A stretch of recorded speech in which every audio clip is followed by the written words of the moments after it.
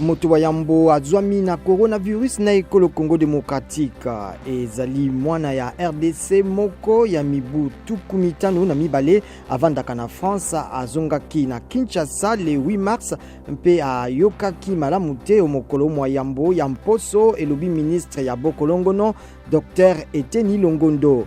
Bakonzi basengi bana mboka kobanga te kasi kosalela malako mabopeto. Baili ngomba Lusha Mwambe bakatela mikolo 15 ya boloko nsima na kosambisama pona kofinga bakonzi na territoire ya Kaleye na Sud Kivu na Monyele ya ekolo Congo Démocratique.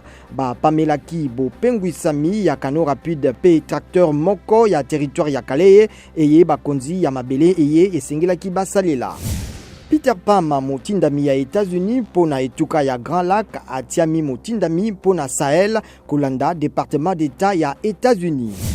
Dr Denis Mukwege, prix Nobel ya Kimia ya 2018 a tombolami na ebonga ya Dr honoris causa ya Université protestante ya Congo na Kinshasa.